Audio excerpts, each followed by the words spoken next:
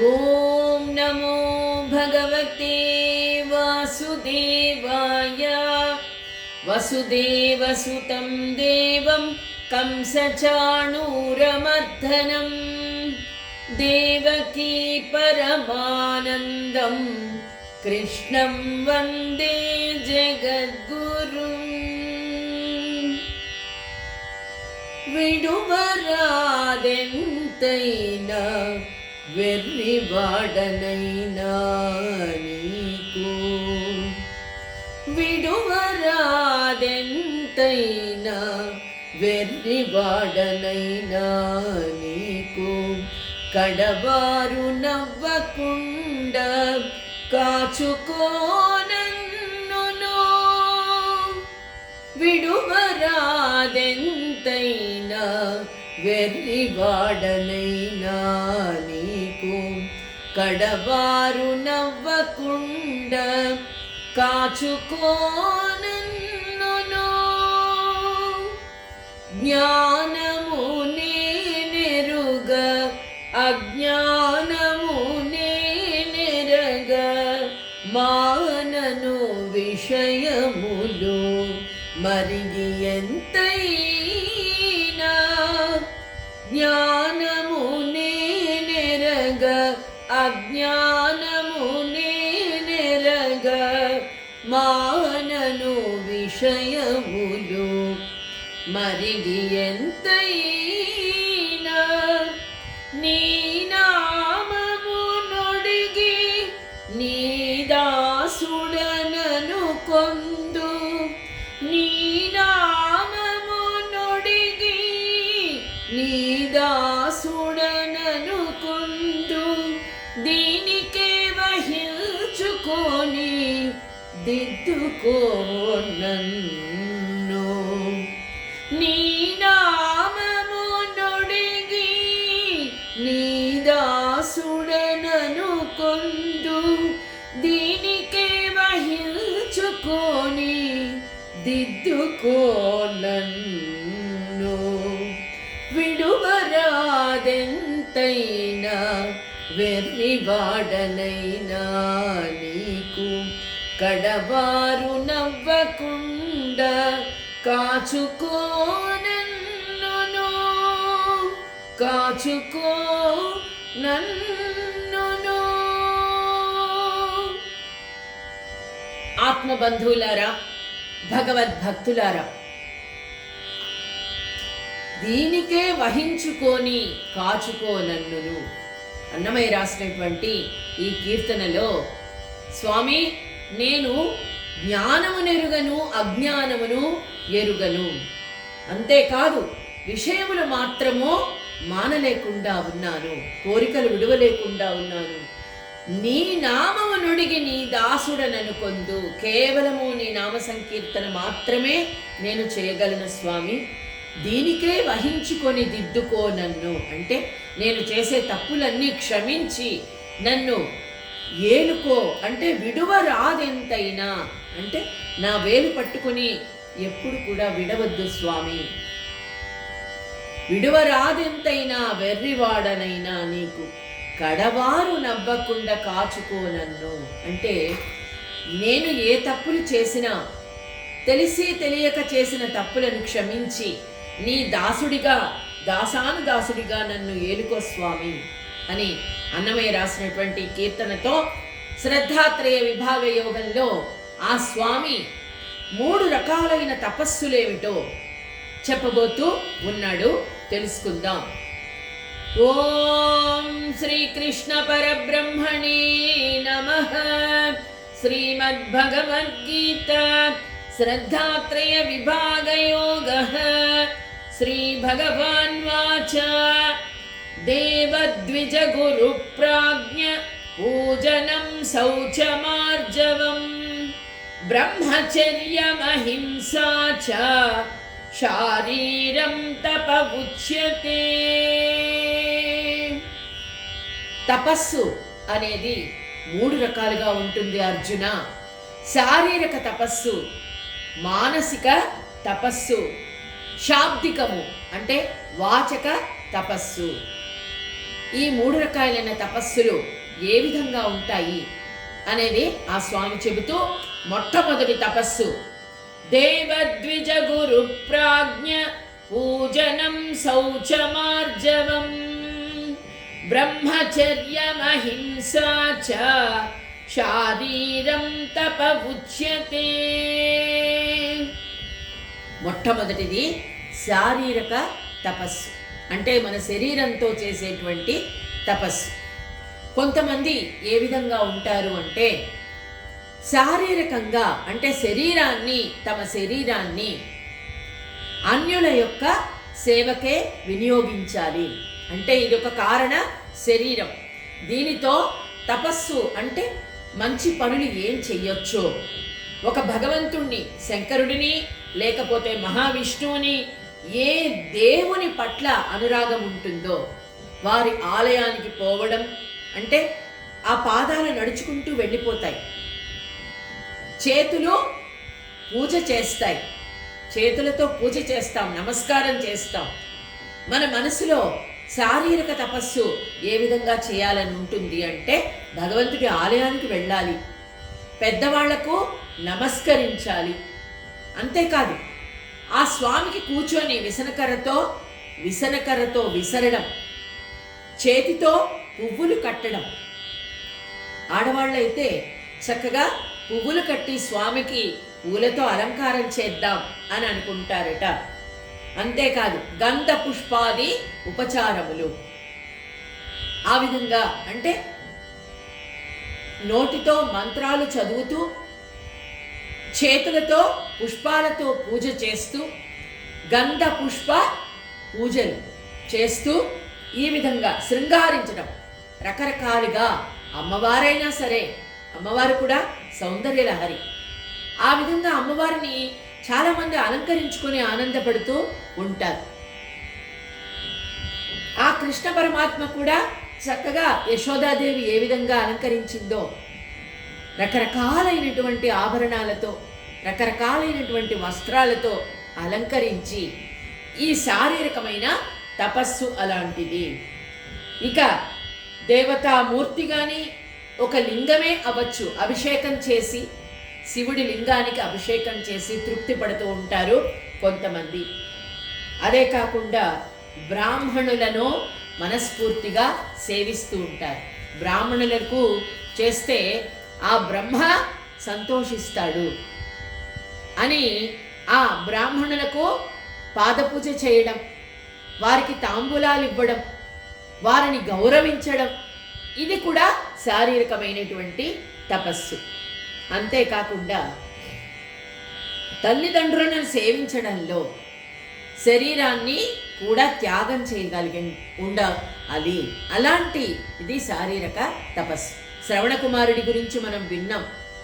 తల్లిదండ్రులు నడవలేని పరిస్థితుల్లో ఉన్నప్పుడు వారికి కళ్ళు కనిపించవు, గుడ్డివారు.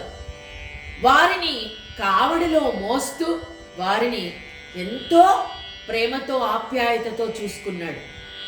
అంటే ఈ శరీరం అలసిపోతుందా అని ఆలోచించాడా? లేదు.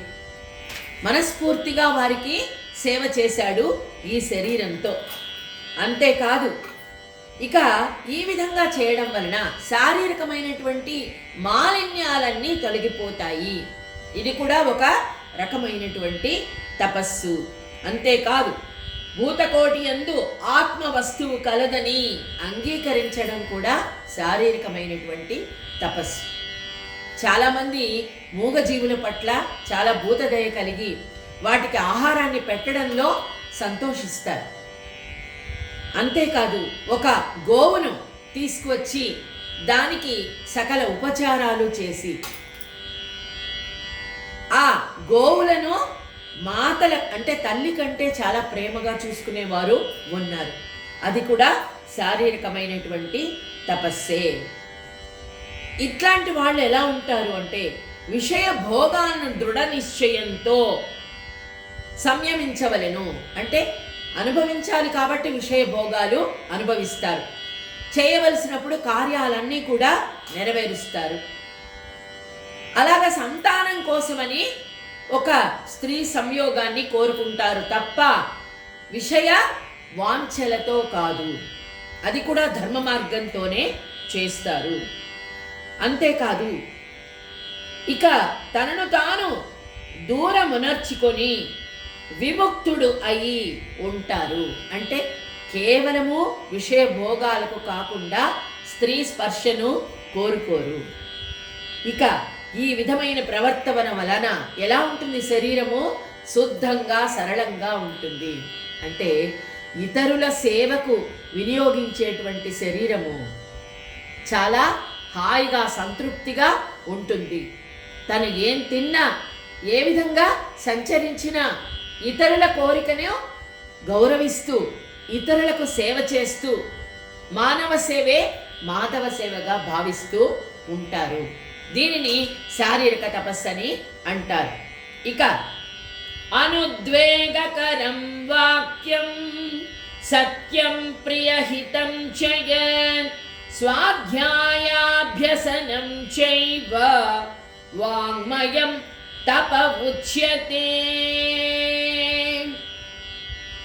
వాచక తపస్సు గురించి ఇప్పుడు చెప్పుకోబోతున్నాం. వాంగ్మయం చెప్పేది కూడా అంటే ఇతరుల మనస్సును ఆకట్టుకునే విధంగా, ఒక మంచి మార్గంలో నడిపించే విధంగా ఇతరులను చేయగలిగితే అది నిజమైనటువంటి ధన్యమైనటువంటి వాచక తపస్సు. అనుద్వేగకరం వాక్యం సత్యం ప్రియహితం చయన్ అంటే చూడండి, స్పర్శమణి ఇనుమును విరగగొట్టకుండా, దాని స్వరూపాన్ని చెడగొట్టకుండా బంగారాన్ని చేస్తుంది. ఇనుమును ముట్టుకోగానే స్పర్శమణి అది బంగారంగా ఏ విధంగా తయారవుతుందో, ఎవరి వాక్కులో అంటే ఇతరులు మనం మాట్లాడుతూ ఉన్నటువంటి ఒక వాక్యం వల్ల, ఒక మాట వల్ల ఇతరులు కష్టపడకుండా ఉండాలి, కష్టపెట్టుకోకుండా ఉండాలి, మనసు కష్టపెట్టుకోకుండా ఉండాలి. మధురంగా మనం మాట్లాడే మాట, మా నాయనమ్మ గారు అనేవారు, మాటే నాస్తి మాటే భూస్తి. అంటే మాటే నాస్తి అంటే మనం మాట్లాడే మాట వల్ల, నాస్తి అంటే మిత్రులు కూడా ఒక్కొక్కసారి శత్రువులుగా మారుతారు. అలాగే మాటే భూస్తి, భూస్తి అంటే మనకు కీర్తిని తెచ్చిపెడుతుంది. మనం మాట్లాడే మాట వల్లే మనకు ఎంతోమంది స్నేహితులుగా మారుతారు, ఆత్మబంధువులుగా మారుతారు. కాబట్టి మనం మాట్లాడే మాట మధురంగా ఉండాలి, సుఖకరంగా అంటే ఎదుటి మనిషికి వినాలి, ఇంకా వినాలి అనిపించేంత సుఖంగా ఉండాలట. అంతేకాదు ఏదో ఒక వ్యక్తిని ఉద్దేశించి మాట్లాడినప్పటికీ ఏ విధంగా ఉండాలి అంటే వారిని మార్చే విధంగా, ప్రత్యక్షంగా కాకుండా పరోక్షంగా మాట్లాడగలిగి ఉండాలి. ఎవరినైనా మార్చాలి అనుకున్నప్పుడు పరోక్షంగా వారికి మనము మాట్లాడే మాటల వల్ల మేలు కలిగితే దాని వలన మనము సంతోషిస్తాము, వారు కూడా సంతోషిస్తారు. అలా కాకుండా వారిని ఎదుట కూర్చోబెట్టుకొని వారితో ఏం చెప్పదలుచుకున్నామో, నువ్విలా ఉండాలి, నువ్విలా ఉండకూడదు అని చెప్పామనుకోండి, మనసు కష్టపెట్టుకుంటారు. అలా ఉండకూడదు. అంతేకాదు చూడండి, తృణంలాగా హీనంగా మాట్లాడకూడదు ఎదుటి మనిషిని. ఎలాంటి బలహీనత ఉన్నా సరే వారిని తృణం కింద చూడకూడదు, తృణప్రాయంగా మాట్లాడకూడదు. అలా మాట్లాడకుండా ఉండేటువంటి వాంగ్మయమే వాచక తపస్సు. అంతేకాదు అనుద్వేగకరం వాక్యం సత్యం ప్రియహితం చయే, సత్యమై ఉండాలి, ప్రియహితంగా, ప్రాణదానమునర్చే నదిలాగా ఉండాలి. నీరు చూడండి, మనకు ఈ ఎండాకాలంలో అన్నిటికంటే ఒక చల్లటి నీరు ఎంతటి తృప్తినిస్తుందో, మనం మాట్లాడే మాట కూడా ఎదుటి మనిషికి అంత తృప్తి ఇవ్వాలి. అమృతం, ఎవరి సంభాషణలలో అమృతం కనిపిస్తుందో, అంతేకాదు గంగా ప్రవాహంలాగా ప్రాణులకు చల్లటి సేద తీరేటువంటి ఆ అభిప్రాయాన్ని కలిగిస్తుందో, ఆహా ఎంత హాయిగా ఉంది, మాట్లాడుతుంటే అని అనుకుంటే మనం మాట్లాడిన మాట సఫలీకృతము అవుతుంది. అంతేకాదు ఇక నాలుకకు కూడా మాధుర్యాన్ని ఇచ్చేటిది మాట. కలియుగంలో నామ సంకీర్తనకు మించినది లేదు మోక్షాన్ని సంపాదించాలంటే. అలాగే మనం మాట్లాడే ఒక మంచి మాట, హితమైన మాట వల్ల కనీసం ఒక్కరైనా బాగుపడగలిగితే, మంచి మాటలు విని వారి స్వభావాన్ని మార్చుకున్నట్లయితే మన జీవితం నిజంగా ధన్యమవుతుంది. ఏది వినుటకు అమృత రసము వలె ప్రియముగా ఉంటుందో స్వాధ్యాయాభ్యసనం చైవ వాంగ్మయం తవ ఉచ్యతే. అంటే సంహితలు మొదలైన వాణిని మాత్రమే ఆవర్తనమునర్చునట్టి నియమము కలదో. అంటే ఋగ్వేద యజుర్వేద వేదాలలో చెప్పబడినటువంటి మహా విషయాలను సులభంగా అర్థం చేసుకునే విధంగా మనము చెప్పగలిగినట్లయితే, ఆ విధంగా అంటే స్వాధ్యాయాభ్యసనం చైవ వాంగ్మయం తవ ఉచ్యతే. ఇక అంతేకాదు తన వాక్కును వేదశాలగా ఎవరైతే వనర్చుకుంటారో, స్వాధ్యాయాభ్యసనం రోజు కూడా భగవంతుని నామస్మరణ, పగలు లేస్తూనే మనం పూజా కార్యక్రమం చేసుకుంటాము ఒక అరగంట సేపు.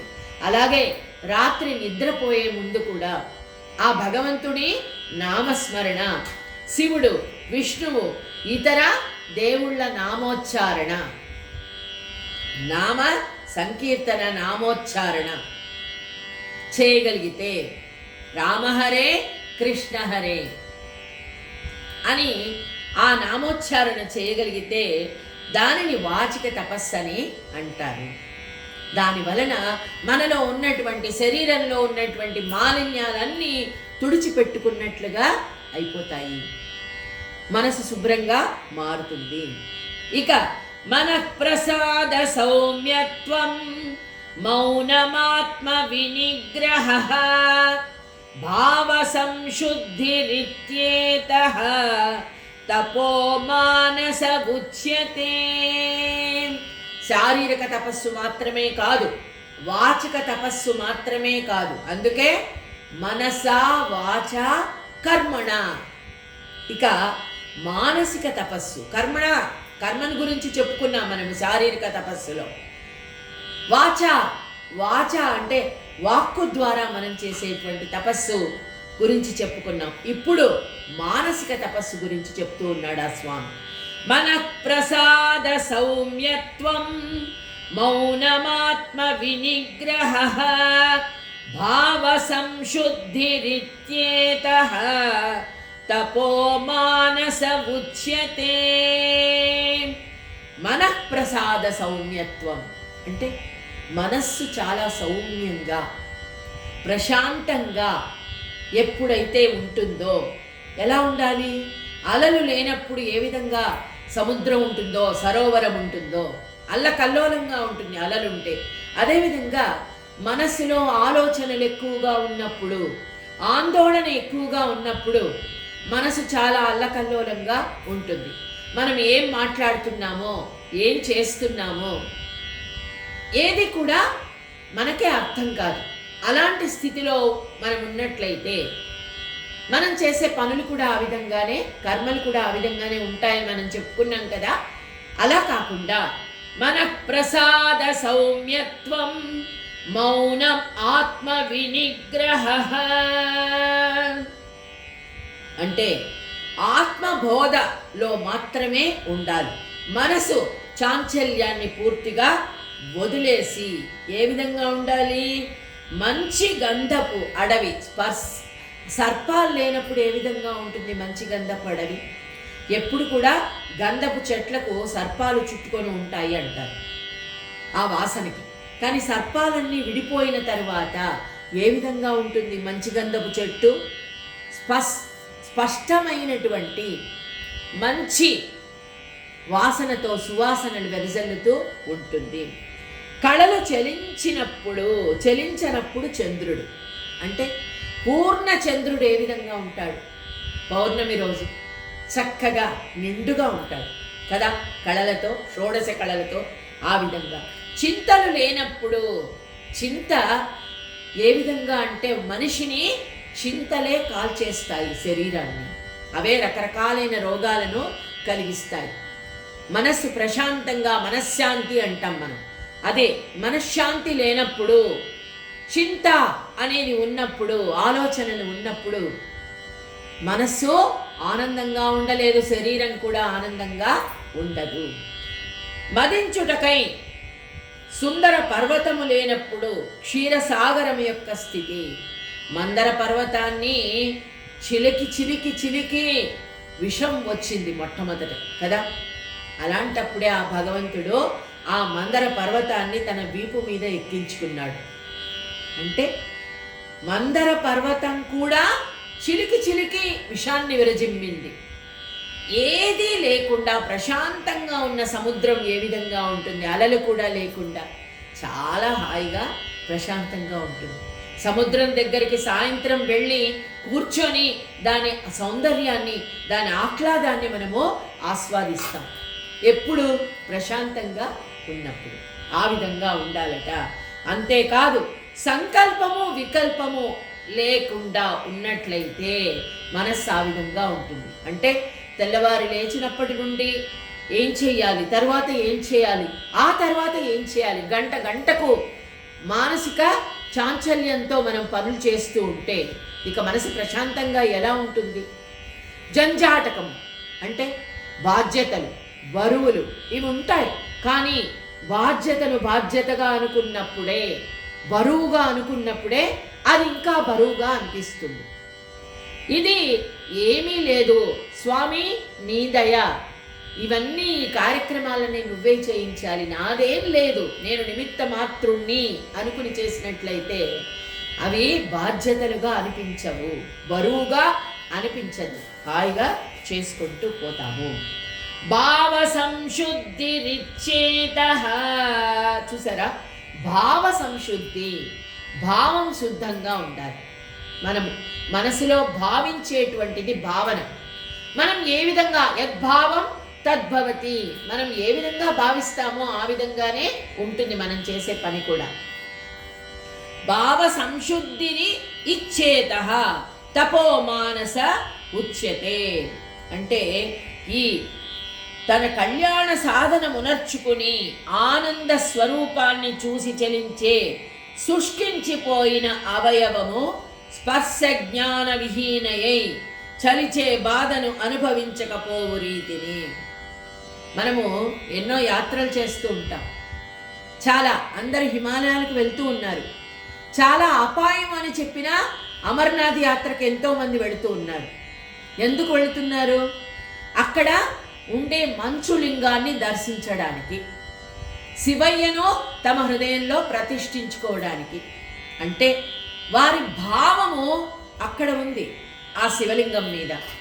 ఎంత కష్టమైనా సరే వెళ్ళిపోవాలి, చూసేయాలి అన్న భావన చాలా దృఢంగా ఉంది.